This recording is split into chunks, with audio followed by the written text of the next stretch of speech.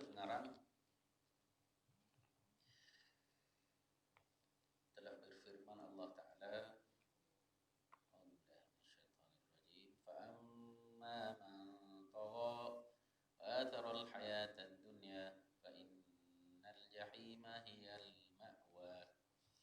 Artinya, maka adapun mereka yang melampaui akan yang harus kepada yang haram dan memilih ia akan hidup dunia dengan mengikut keinginan yang diharamkan, maka bahawasanya api neraka Jahannam itu ia tempat kediamannya. An-Nazi'at 37-39. Dan sabda Nabi sallallahu alaihi wasallam, "Lau kanatid dunya ta'dilu 'inda Allahi janaha ba'udatin ma saqa kafiran minha syurbata ma." Jika di dunia itu menyamai pada sisi Allah Ta'ala sebelah sayap nyamuk, nescaya tiada memberi minum ia akan kafir daripadanya sekali minum air. Diriwayatkan oleh At-Tirmizi dari Sahal bin Sa'ad radhiyallahu anhu. Dan sabda Nabi sallallahu alaihi wasallam, "Ad-dunya sijnul mu'mini wa jannatul kafir." Bermula dunia itu penjaga bagi orang yang beriman, penjara, dan syurga bagi orang yang kafir. Riwayatkan oleh Muslim, Imam Ahmad, At-Tirmizi dan Ibnu Majah dari Abi Hurairah radhiyallahu anhu. Dan sabda Nabi sallallahu alaihi wasallam, "Ad-dunya mal'unatun wa mal'unun ma fiha illa dzikrallahi wa ma walahu 'aliman wa muta'alliman." Artinya dunia itu ditinggalkan akan dia dan jauhkan akan dia. Ditinggalkan dan dijauhkan barang yang di dalamnya, melainkan zikrullah dan barang yang kasih Allah Ta'ala akan dia daripada segala taat, dan orang yang alim dan yang belajar ilmu. Diriwayatkan oleh Ibnu Majah dari Abi Hurairah radhiyallahu anhu. Baik. Ini sambungan daripada perenggan awal kait dengan bab yang ketujuh, iaitu pada menyatakan kasih kat dunia. Bab yang ketujuh saja pada menyatakan kasih akan dunia. Maksud dia hubbud dunia, sebagaimana yang disebutkan dalam satu hadis yang terkenal antara hadis akhir zaman, iaitu penyakit orang akhir zaman ini mewarisi penyakit orang dulu-dulu kau, iaitu hubbud dunia wa karahiyatul maut, cinta dunia dan dakwahi kemati. Jadi dakwahi kemati ni setengah penterjemah yang dakwahi kemati maksud dia takut mati. Maknanya mungkin tak tepat, mungkin tak tepat mana tu. Sebab asal kalimah karahiyatul maut maksud dia benci mati. Kariha yakrahu, kalau takut mati. Bayar juga orang kafir pun mainan pelik-pelik. Bagi yang hobi saja, hobi berani mati dah. Hobi saja tu, hobi. Berani mati dah, hobi saja. Jadi takut dah mati orang gitu. Dah takut lah gitu. Hobi saja tu terjun daripada gunung yang tinggi. Yang straight, tak ada curang-curang, dah straight lah tu. Terjun, gantung tali. Ataupun terjun main seronok-seronok saja pakai alat hak boleh terbang. Jadi sayang, dia buka macam tumpah hak ada sayang. Lalu dilembah-lembah daripada bukit gunung yang tinggi tu orang main lembah. Salah sikit je mati. Kalau kita orang itu berani mati ke takut mati? Berani mati. Orang kafir ni dia berani mati untuk buat nama. Kalau kita kata berani mati ciri orang beriman, takut mati ciri orang kafir. Berani mati memang ciri orang beriman, tapi takut mati ni belum tentu ni ciri orang kafir. Pasal orang kafir boleh jadi saya suka terjemah oleh kerana dia tu kembur kepada hubbud dunia, cinta pada dunia. Saya suka terjemah kalimah asal masuk. Hak takut mati tu tafsiran dah, bukan terjemah lagi. Di karahiyatul maut mari pada kariha yakrahu. Karahiyatul maut, benci ke mati. Kalau kira benci mati, tak ke mati dah. Dah ni terjemah, maknanya ambil terjemahan ihtiyam, jaga. Kok makna Nabi itu ada makna yang zahir dia. Makna zahir itu benci sungguh, benci kepada mati, bukan merujuk pada takut mati, benci kepada mati. Tak apalah. Kita cakap ni cinta dunia ni penyakit. Ini masuk dalam bab 7. Dia ada 10 penyakit yang ceritakan sebelum ni kepada 10 sifat mahmudah atau sifat yang terpuji. Maka yang ketujuh ni cinta dunia, baca dalam apa ni mukadimah dulu. Lepas tu pengarang bawa dalil. Oleh kerana cinta dunia itu tercela, maka untuk pengarang bawa dalil bahawa ia itu memang tercela, cinta dunia. Telah berfirman Allah Ta'ala, fa'amma man tagha. Maksud fa'amma man tagha ni, maka ada pun siapa-siapa hak tahu bahasa orang Terengganu dulu-dulu, tahu maksud dia tahu ni asal kata tagha. Tagha tu melampau. Tapi melampau apa maksud sini? Kalau itu tulis sini, maka ada pun mereka yang melampaui. Hak tu patut dalam kurungan tu akal yang harus kepada yang haram. Fa'amma man tagha. Tagha tu dalam kurungan dia akal yang harus kepada yang haram. Hak ni hak sini dalam konteks tasawuf. Siapa-siapa orang yang melampaui ambil yang harus sehingga bawa kepada yang haram. Gitu gambarannya sebab cakap pasal tasawuf. Ada pun dalam tafsir dia boleh memberi makna yang lain. Fa amma man tagha.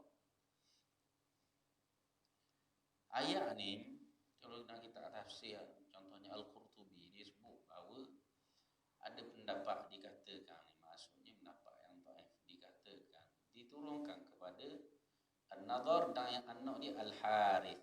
Al-Harith ibn An-Nadhr. An-Nadhr dan anaknya Al-Harith, kisah dia ni kafir. Dan kisah asbabun nuzul ini merujuk kepada keumuman, iktibarnya al-ibratu bi umumil lafzi. Ibrah tu kita nak iktibar dengan lafaz yang umum, maksud umum.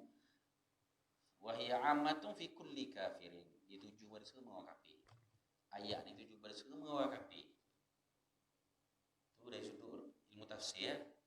Baik kait dengan sebabun nuzul, sebab tu ayat kait dengan kisah orang kafir. Orang kafir wa taral hayatad dunya, mereka itu mengutamakan kehidupan dunia. Harap itu cerita pasal tafsir ayat. Wa taral hayatad dunya, maksud dia alal akhirah, memilih kehidupan dunia atas kehidupan akhirat. Itu maksud dia situ. Jadi kalau begitu, dia nak khabar kepada kita secara tasawufnya, orang hak benar-benar beriman kepada Allah tak akan melebihkan dunia lebih daripada akhirat. Itu situ. Tu fa'amma man tagha. Dan ada pun orang hak tahu, orang melampau ini ialah wa taral hayatad dunya, orang yang melebihkan dunia, kehidupan dunia. Pilih kehidupan dunia, maksud dia pilih perkara-perkara yang tidak mendatangkan kepada kebaikan akhiratnya. Itu maksud pilih dunia. Ada pun orang hak buat dunia, rupa dunia, tapi niatnya untuk akhiratnya, dan Allah ganjarkan kepadanya nilai akhirat sebab dia kena pada cara. Niat betul dah dan kena pada cara. Itu dah masuk dalam makna ni.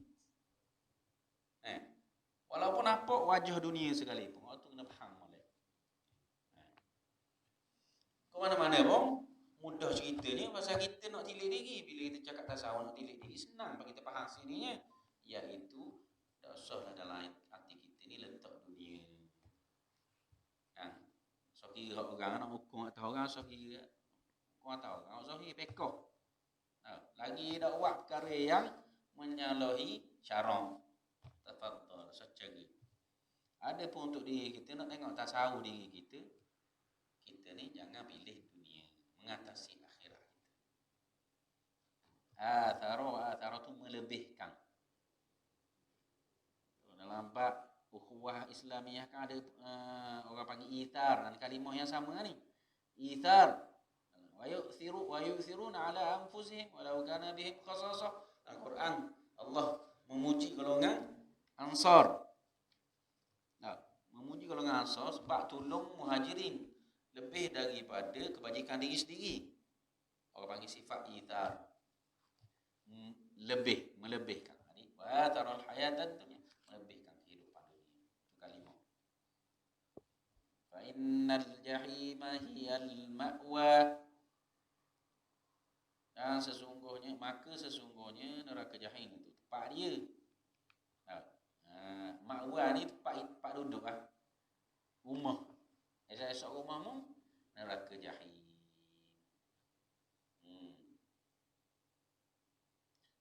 Nak pergi dalam ni, nak pergi tasawuf tinggi sikit lagi nya, ada tafsiran. Contoh diriwayatkan daripada Yahya bin Abi Kathir, man ittakhadha min ta'amin wahidin thalathata alwan faqad tagha. Nak ke bawa sifat melampau ini, toro ni. Kalau orang tu dalam bab makanan pun, dia berakhir makan macam-macam peseng. Sekali ada tu, order ni, ataupun suruh tukang masak, dia masak macam-macam. Buat mari sejenis makanan, satu makanan 3 jenis dah. Sekali hidang banyak jenis. Hak ni pun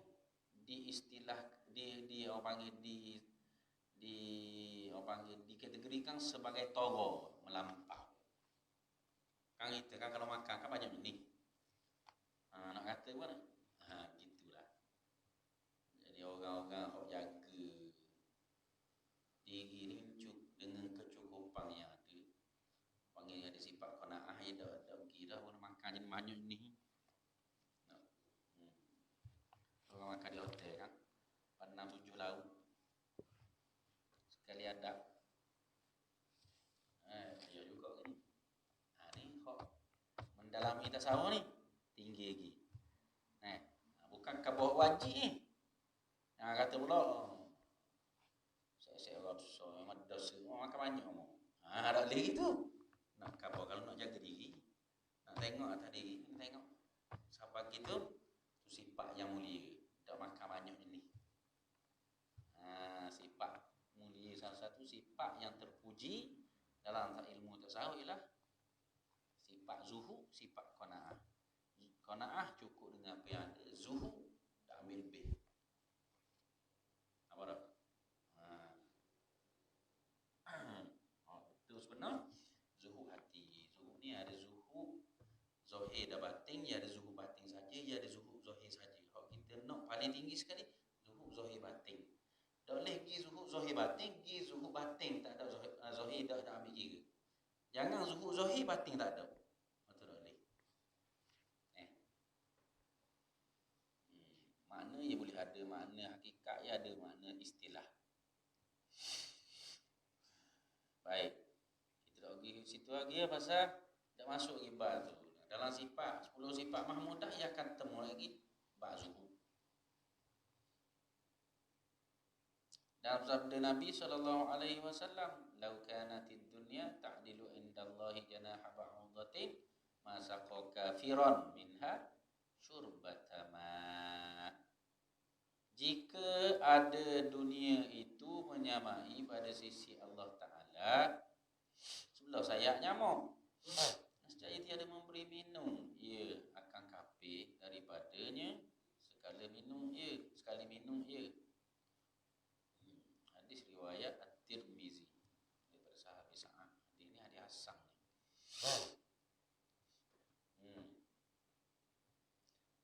khabar kenapa ada apa ni? Hadis ni nak khabar dunia ni tak ada nilai di sisi Allah. Tu nak khabar. Kalau ada nilai, maka kalau ada nilai pula sebelah sayap nyamuk ni. Kalau ada nilai, dunia ni kalau ada nilai tu setara mana kalau ada nilai? Kalau ada nilai sebelah sayap nyamuk je pun. Maka tak beri minum orang kafir. Masaqa kafir. Masaqa tidak beri minum ni siapa tak beri minum? Tuhan tak beri minum orang kafir. Walaupun setengah. Kalau ada nilai. Sebab tak ada nilai boleh berlaku ni. Faham tak? Nilai di sisi syarak kan? Nilai di sisi Allah SWT. Nilai yang ada harga dari segi agama. Kalau ada nilai dari segi agama, mana kena kira belaka atas dunia. Sebab tak ada nilai boleh belaka ni. Hang tak kisah bui pun. Pasal tak ada nilai di akhirat. Tak. Maksudnya kalau ada nilai belaka bagi kau orang mukmin saja. Itu maksud dia. Oleh kerana dunia ni merupakan ujian bagi orang beriman. Bila ujian kau boleh piti banyak mana pun, boleh harta banyak mana pun, boleh bini banyak mana pun, comel mana pun. Sebenarnya bukan nilai yang tu di sisi Allah. Nilai yang di sisi Allah adalah takwa. Takwa hak Tuhan nilai. Ada nilai hak begitu boleh daripada dunia. Kalau sungguh ada nilai, boleh kau beriman je lah. Babu yang kafir. Sebab orang kafir itu sendiri tidak bernilai. Tuhan tak akan beri hak benda bernilai di sisi Allah, bukan bernilai di sisi manusia.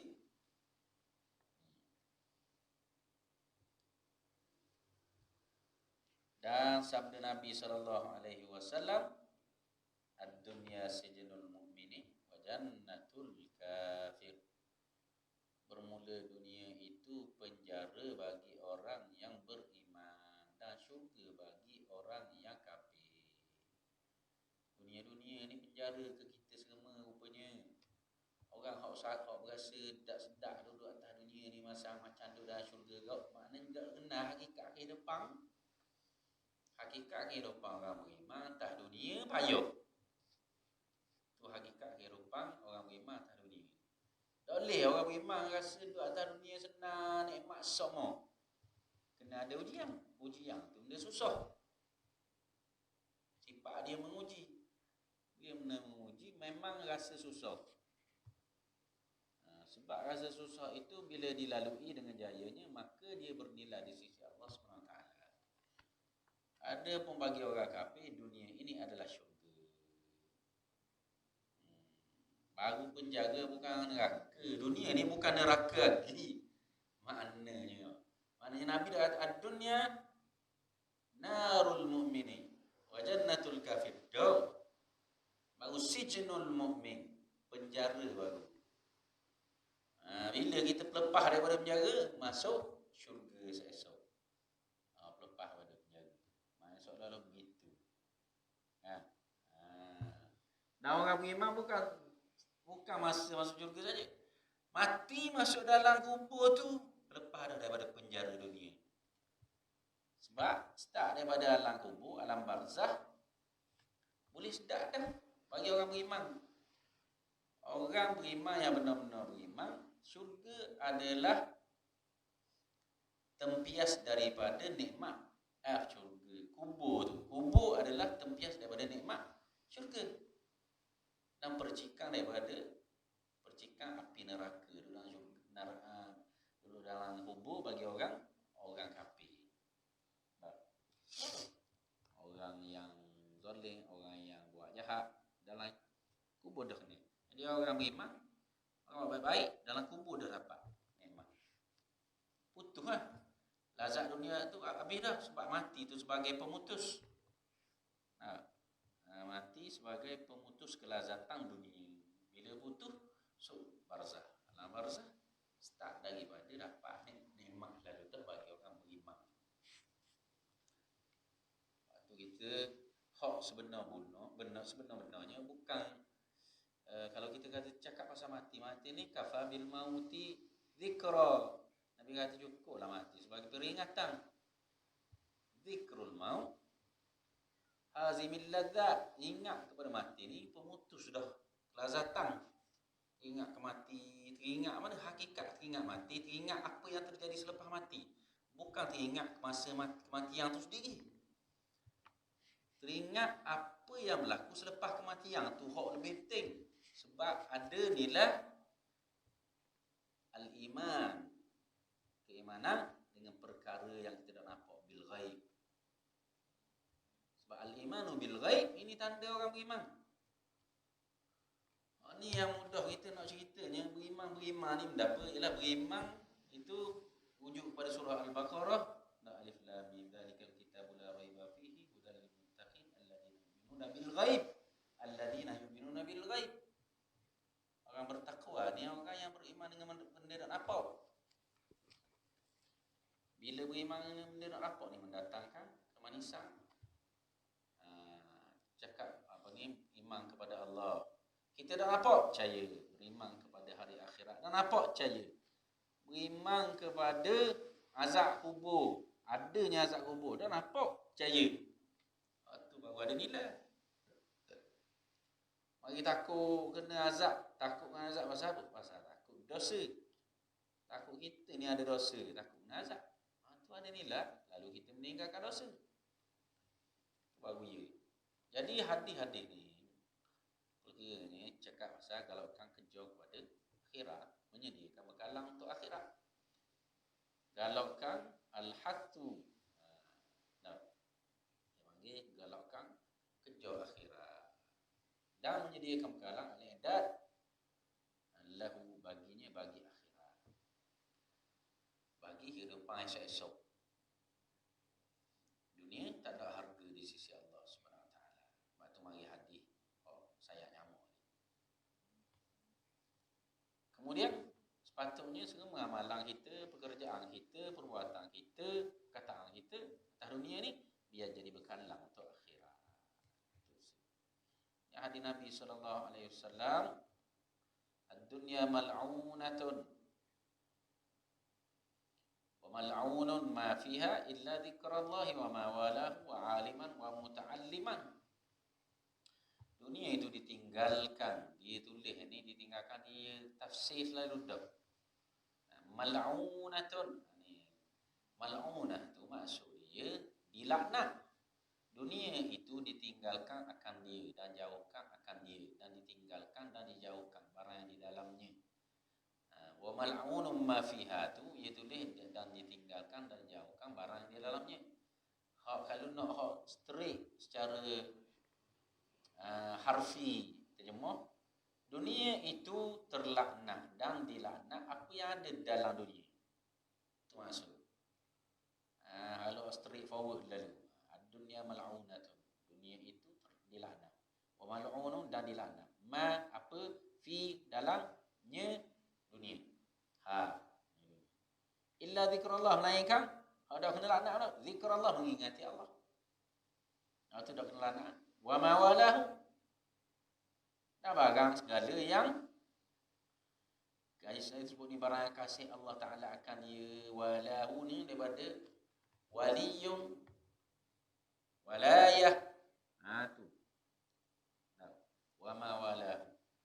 Wa aliman, dan orang alim. Wa muta'alliman, dan orang belajar. Orang belajar ni, muta'alliman ni itulah atas orang belajar ilmu agama. Orang belajar ilmu agama. Lebih lagi fardu ain. Sini kan masuk je. Tapi hak saya nak fokus ni wa ma walahu ni apa? Wa ma walahu. Dalam Quran banyak ayat walayah. Dipanggil ayat wala dalam bab kitab Aqidatut Tahawiyah. Disebut satu bab dipanggil al-wala wal bara'. Al-wala wal bara' ni masuk dalam bab akidah. Ramai orang salah. Al-wala itu taat maksud dia. Taat ni masuk dalam bab syariat. Taat masuk dalam bab syariat. Kita wajib taat kepada Allah SWT. Tanda taat kita melaksanakan kefarduan. Semayang tu taat. Puasa tu taat. Keluar zakat tu taat. Haji tu taat. Taat lah kan. Masuk dalam makna taat tu. Taat dalam bab syariat. Wala ni wala ambil kata hak kait dengan al-wala wal bara' bab al-wala wal bara'. Al-wala dalam bab akidah merujuk kepada hati kita ni letak ketaatan kepada Allah dalam hati. Perbuatan taat, perbuatan tu syariat dalam hati tu. Etikad kita dengan Tuhan Allah dan Rasul. Tu baru al-wala. Tu bagi bab al-wala. Haram kita wala kepada orang kafir. Pasal wala kepada orang kafir, natijahnya kita jadi kafir. Dia wala kepada orang kafir tu maksudnya akidah kita tu, etikad kita, akidah kita. Dia boleh jadi kita ambil orang kafir jadi teman rapat, jadi kasih, jadi pemimpin. Ni makna wala. Isim fi'il, perbuatan kita ni memberi orang panggil pertama kepercayaan. Teman rapat ambil orang kafir. Pemimpin latih orang kafir. Kekasih ambil orang kafir. Tu wala. Ayat dalam Al-Quran banyak sangat ayat kait dengan wala ni. Dia kait dengan akidah. Natijah dia akidah juga. Maknanya kalau pergi kepada orang kafir, wala ke setan, wala ke orang kafir, ni kafir jadi. Yang lain kalau kita bincang syariat, bincang pasal taat. Beza. Ya ayyuhalladzina amanu la tattakhidul yahuda wan nasara awliya ba'dhum awliya'u ba'd wa man yatawallahum minkum fa innahu minhum. Orang beriman jangan ambil Yahudi Nasrani. Jadi la tattakhidul yahuda wan nasara awliya, wali-wali kamu. Wali kait ni teman rapat kamu, pemimpin kamu. Man yatawallahum minkum, siapa ambil mereka itu jadi pemimpin, jadi kasih teman rapat, fa innahu minhum, dia di kalangan mereka. Kata ulama tafsir ni maknanya jadi kafir kerana bawa ambil orang kafir, dia kait dengan hati. Perbuatan kena nilai perbuatan. Kalau nak buktikan hak zahir perbuatan ni, perbuatan dah zahir hak nampak. Bila perbuatan dah zahir hak nampak, kita buat perkara-perkara yang menyebabkan gugurnya Islam, keluar Islam. Ada pun semata-mata kita orang nampak zahirnya macam berkawan dengan kafir, dah jatuh lagi. Dah lagi tu. Minum orang kafir, bergambung dengan orang kafir, salah dengan orang kafir. Ada lagi tu. Kena faham boleh. Batu kena beza. Syariat lain. Akidah lain. Akidah tu hakikat. Kena pegang. Tu hakikat. Syariat kena nilai. Hukum-hukum, pekoh semua tu masuk bawah makna syariat tau. Yang apa yang kita boleh buat pada kawan-kawan kita, orang-orang Islam, mesti memperingatkan kepada mereka bahawa bahaya walak kepada orang kafir, kerana bawa kepada kafir. Walak tu dalam hati, jadi kita boleh pesan. Kita dah nampak dalam hati. Korinah tu ada. Korinah kita boleh ambil berjaga-jaga tu, juang hazar dipanggil berjaga-jaga tu apa? Korinah maksudnya bukti keadaan. Apa baik pelik nak hukum kafir tak boleh. Baik pelik tu ada tanda. Tanda tu zahir. Tanda itu zahir, tapi tanda tidak cukup untuk menjadi bukti kafir dah. Sebab kafir tu etikad. Sebab kafirnya seseorang dengan tiga jalan. Yang pertama etikad, yang kedua perbuatan, yang ketiga perkataan. Masing-masing sudah digariskan. Hak etikad hak lagu mana, hak perbuatan hak lagu mana, hak perkataan hak lagu mana. Maka kalau tidak masuk dalam tiga-tiga, tak boleh nak hukum orang. Ada hak kait dengan hak etikad, tak boleh nak hukum juga pasal tidak nampak, kita boleh cover secara ilmu saja. Ada hak perbuatan kita nampak mata, hak tu boleh hukum sebab nampak mata. Hak perkataan kita boleh hukum sebab dengar telinga kita dan nampak mata kita. Tu boleh. kena beza.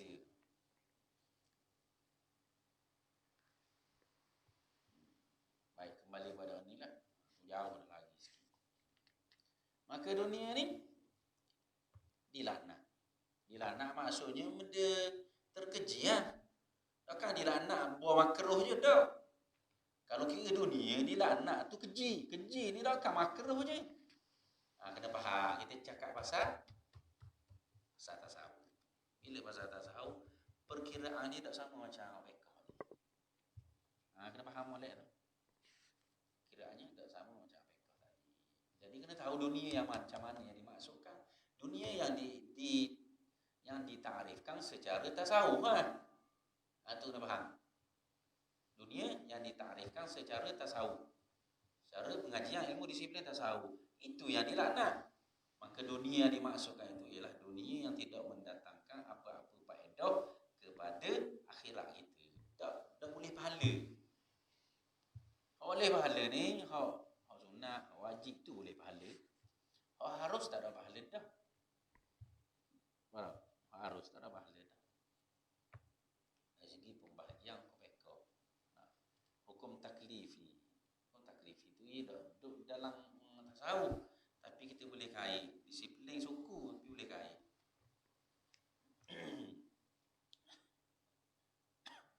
Maka dunia yang dilaknat ialah dunia yang tidak mendatangkan apa-apa faedah kepada akhirat kita dan juga memberi keburukan kepada akhirat. Itu yang dilaknat.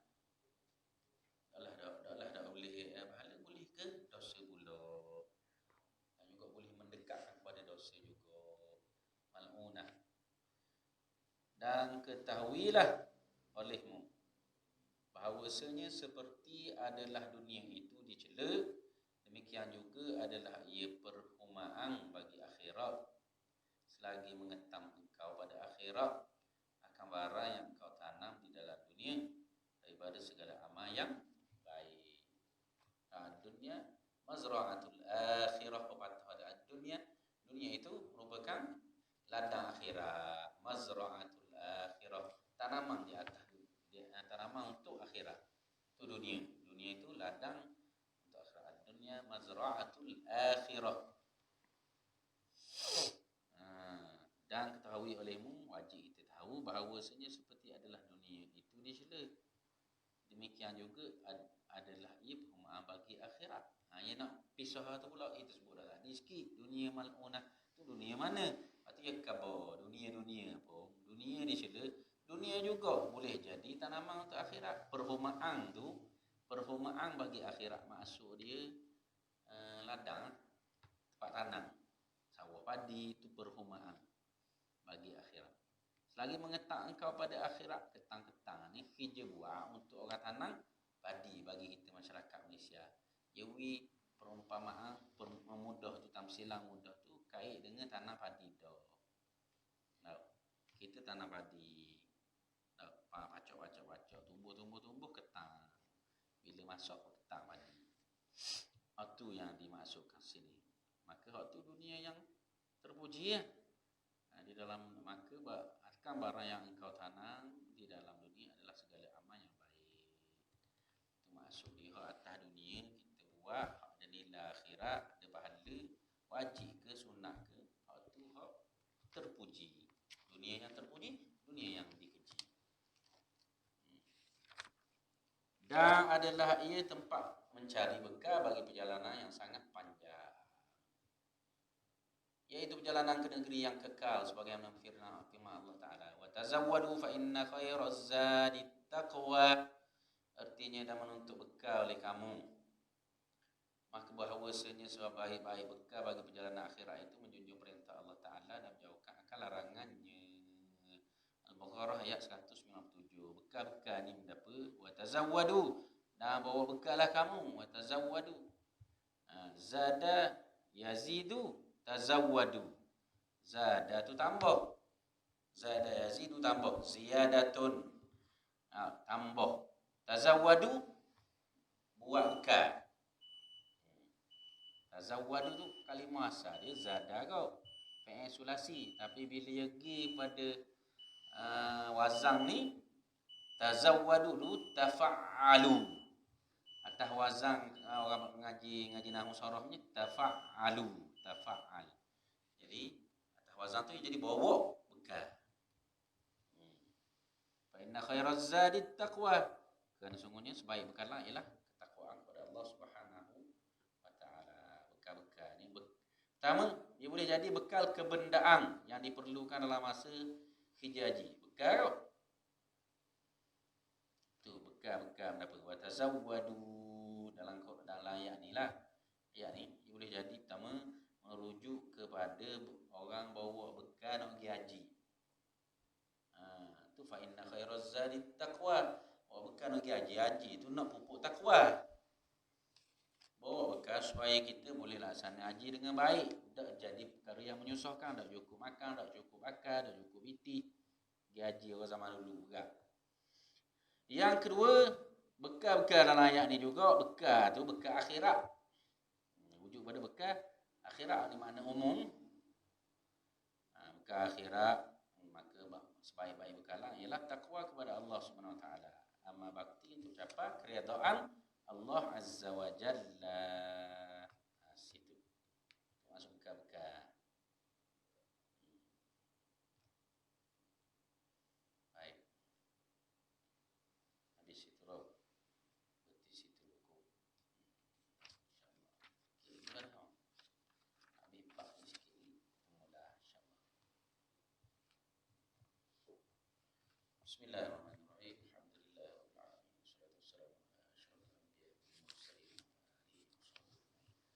اللهم انفعنا بما علمتنا وعلمنا بما ينفعنا اللهم زدنا علما وارزقنا فهما اللهم اهدنا الصراط المستقيم صراط الذين انعمت عليهم من النبيين والصديقين والشهداء والصالحين وحسن اولئك